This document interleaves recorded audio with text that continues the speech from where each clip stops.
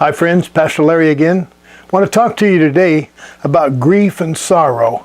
Dealing with grief and sorrow and dealing with it for good, getting rid of it out of the situation that you're dealing with. And I also want to mention to you guilt and shame. Not because guilt and shame have anything to do with grief and sorrow, but the exact same process of getting rid of grief and sorrow is going to work for guilt and shame. So I just want to pull those four things all together. But the primary thing I want to talk to you about is dealing with guilt and shame. Down through the years, dealing with hurting people, we found a lot of people who were totally destroyed and held back in life because of guilt or because of their grief and the sorrow that they were carrying.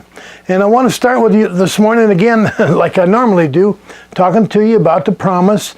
Jesus said, John 14:27. If you've heard very many of my teachings, you probably got this one memorized by now. John 14:27, Jesus says, "My peace I give you. Not as the world gives do I give.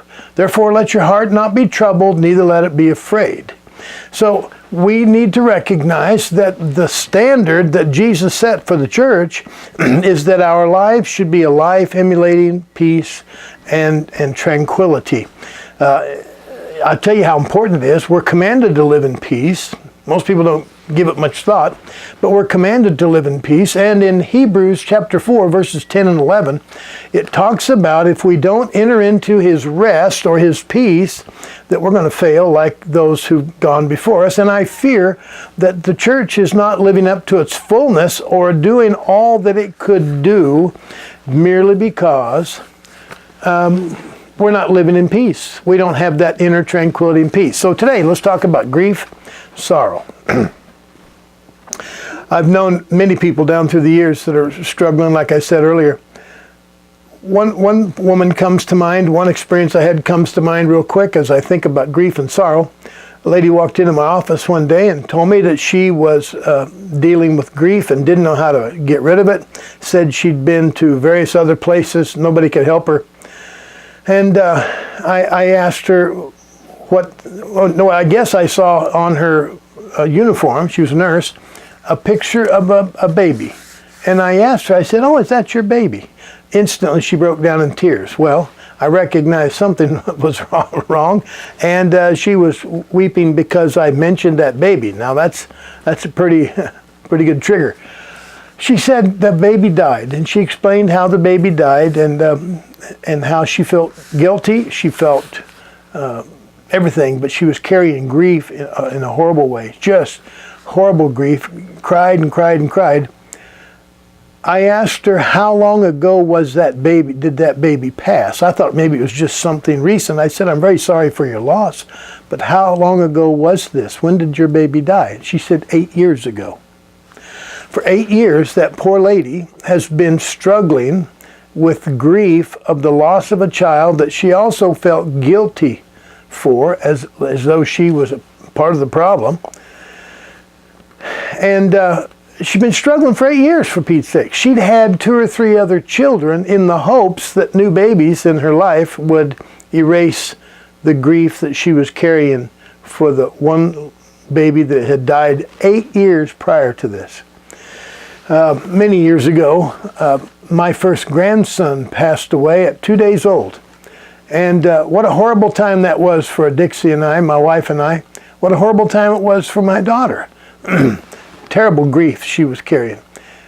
Well, the hospital offered some kind of grief therapy sessions and for people who'd lost children, lost babies.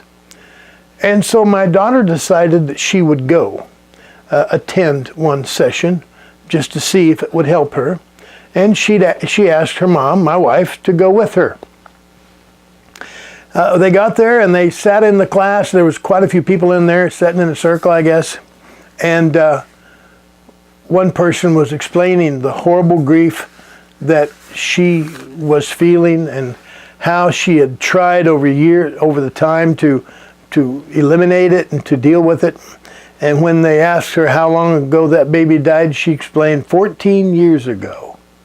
14 years. I'm telling you what, grief, when it gets a hold of you and settles in, there's a natural grief when we lose someone. Grief is that overwhelming emotion that comes when we lose something or someone precious to us, someone close to us, someone meaningful to us. There is a natural grief that happens, but when grief takes over your life, it's time to get serious and to deal with it. Unfortunately, I haven't seen too many people that help grieving people very much. They just talking about grief for 14 years. Are you kidding me? I mean, come on, people. We have a God that's more mighty than that, and grief is not something He wants you to carry. He says in Isaiah 53, I carried your grief and sorrows. Why don't we let Him carry it? So here's what I want to help you today. Part of that promise is Jesus's promise of peace. Another part is Matthew 11:28. Listen to this. Come unto me, all ye who weary and who labor and are heavy. Well, let me read it to you. Come to me, all you who labor and are heavy laden. And what does He say then? I will give you rest. That's what we're looking for. The peace or the rest that can only come from God when we begin to learn how to work with Him. Now, I fear most people don't really know how to work with Him. They may not even know what this means. Come to me, all you who labor and heavy laden. How do we come to Jesus? Well, it's very simple. We communicate. But you understand that there's something you've got to do. There's some protocol. There's something you need to respond to when dealing with God. And that's the thing I want to teach you. Grief is a horrible master.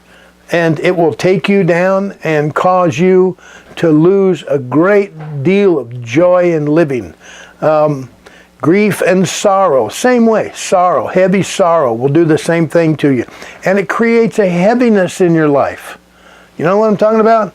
It creates a heavy burden in your life. Well, Jesus said, He didn't say go to a therapist. He didn't say go to a grief session counselor where they'll talk about it for 14 years. He said, come to me.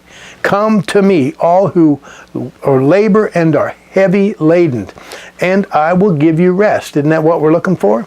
Well, same thing with guilt and shame. Many times we can go through life feeling guilty about something, like that poor lady felt guilty about the loss of her little girl, her baby. But she wasn't guilty. But she was carrying the guilt and the shame that came from it. Shame says you've identified this thing as who you are. Guilt says you're the cause of it. So there's two things right there that Jesus died to carry. He says, I've carried your guilt and shame. I've also carried your grief and sorrow. So here's how we deal with it. Here's the simplicity of dealing with guilt and shame and grief and sorrow. When I was dealing with that lady, I said, why don't you just sit down? And I said, let's talk about this for a second. And she composed herself, sit down. And I said, just close your eyes and just relax your mind for a few seconds. That's all I told her. Close your eyes, relax your mind. I'd never worked with her before. She didn't know me from Adam. She was, I think one of her friends knew me and sent her to me. So she sat there and she relaxed a second. I said, you feeling better now? Yes. I said, well then why don't you just merely with your eyes closed and your heart wide open to Jesus, say these words. Jesus, would you carry my grief? That's simple. So she did. Jesus, would you carry my grief? Then I said, just sit there and relax a second. You'll feel a tugging on your heart. When you do, technique I've found to release it is take a deep breath. Many times people say, Jesus, would you take this or take that? But they don't release it. They carry it. They keep hanging on to it. A technique I've found over years is to help them understand that if they take a deep breath, they can release that emotion, that bundle of heaviness, and Jesus will take it right off your back. Same thing goes with sorrow. Same thing goes with guilt. Same thing goes with shame. We talk to Him the same way. Jesus, would you please carry? What are you dealing with? What's heavy in your life? Guilt, shame, sorrow.